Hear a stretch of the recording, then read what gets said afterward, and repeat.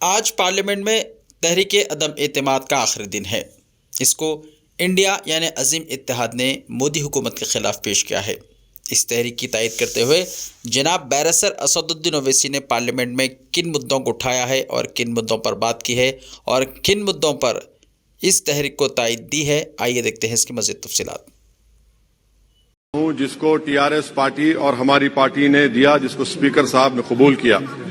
Sir, मैं 11 point आपके सामने रखूंगा जो मैं बताने की कोशिश करूंगा कि क्यों हम इस तहरीक अदम एतमाद की तायद में और मोदी हुकूमत की मुखालिफत में खड़े हैं। सर, हालिया दिनों में हमारे मुल्क में ट्रेन में एक वर्दीपोश दहशतगर्द ने अपने सीनियर मीना साहब का कत्ल करने के बाद ट्रेन के कंपार्टमेंट में जाकर नाम पूछकर, चेहरे पर दाढ़ी देखकर, कपड़े देखकर उनको कत्ल कर दिया और उसके बाद उसने कहा कि इस देश में रहना है तो मोदी को वोट देना पड़ेगा। मैं हुकूमत से जानना चाहूंगा कि क्या ये अक्सरियती तबके की एक्सट्रीमिज्म और रेडिकलाइजेशन की बेहतरीन मिसाल नहीं है, और अगर है तो फिर हुकूमत इस पर क्या करेगी। सर, हमारे आइन में, संविधान में लिबर्टी ऑफ कॉन्शियस को लिखा गया, तमहीद में, यानी जमीर की आजादी का जिक्र किया गया है।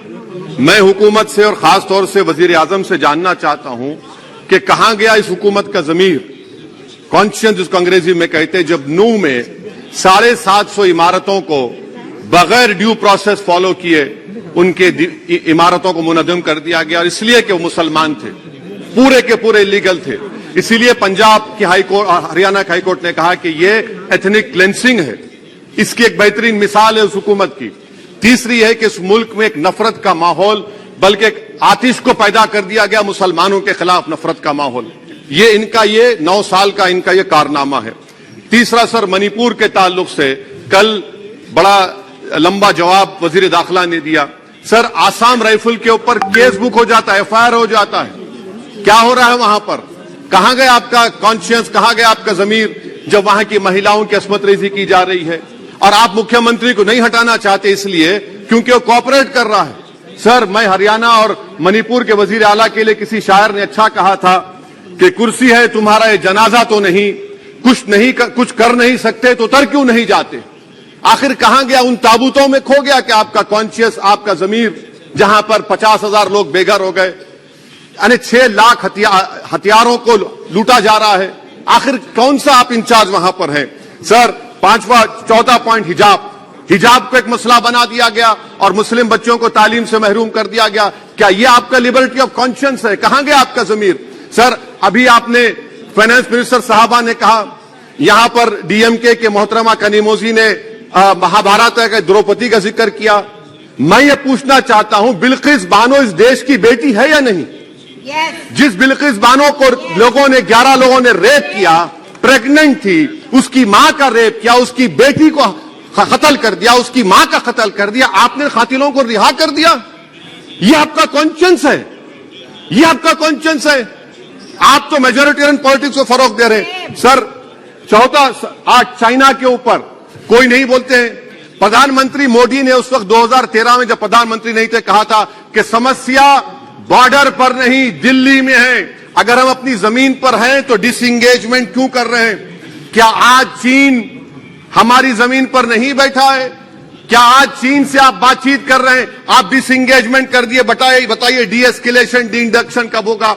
मैं आपके जरिए से हुकूमत को बता रहा हूं कि अगर प्रधानमंत्री ने अहमदाबाद में शी जिनपिंग को बुलाकर झूला झुलाया था, क्या हुआ? क्या नतीजा निकला उसका? चेन्नई दिखाया, क्या नतीजा निकला?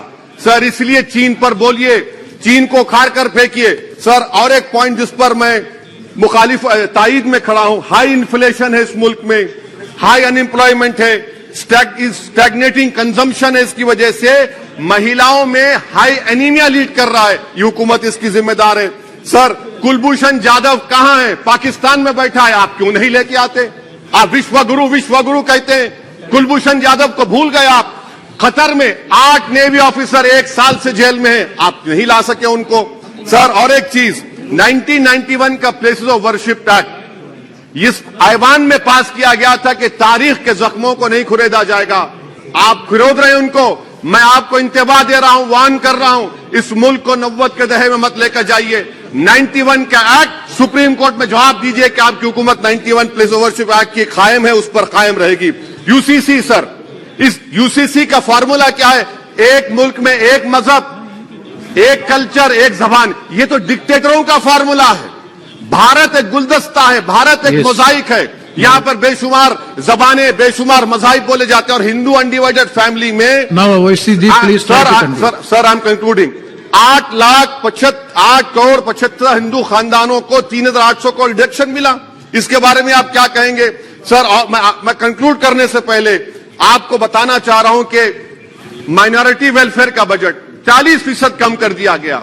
पढ़ो प्रदेश, प्री मैट्रिक स्कॉलरशिप कम कर दी गई। मौलाना आजाद फाउंडेशन खत्म कर दिया गया फेलोशिप, और इसकी वजह से 1,80,000 मुसलमान हायर एजुकेशन में गायब हो चुके हैं। सर, मैं इख्तिताम में कह रहा हूं कि पसमानदा मुसलमान से प्रधानमंत्री को बड़ी मोहब्बत है।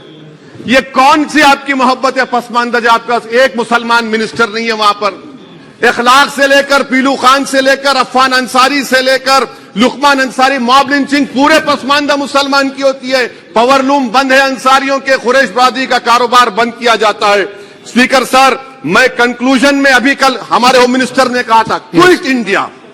अगर इनको मालूम हो जाए कि क्विट इंडिया का नारा एक मुसलमान ने दिया था तो वो भी नहीं बोलेंगे। वो नहीं मालूम था उनको। उसका मैं कंक्लूड कर रहा हूं, उसका नाम यूसुफ मेहर अली था सर। यूसुफ मेहर अली ने क्विट इंडिया का नारा बनाया, जिसको महात्मा गांधी ने सारे देश में एक पैगाम किया। मैं कंक्लूड कर रहा हूं सर, इस देश में अगर आज क्विट इंडिया करना है तो कहना पड़ेगा चाइना क्विट इंडिया। जो गौ रक्षक है, जिसका नाम मोनू है, वो आपके लिए मोनू डार्लिंग बन गया है, उसको कहिए क्विट इंडिया। सर, जो लोग तुष्टीकरण की राजनीति आप कर रहे हैं, आप हिंदू अक्सरियती लोगों में हथियार बांट रहे हैं, ये आप देश के लिए खतरा पैदा कर रहे हैं। Sir, I am concluding. इसीलिए हम आपसे अपील कर रहे हैं कि हुकूमत से कह रहे हैं कि आप जो सियासत कर रहे हैं, इससे नुकसान देश को होगा।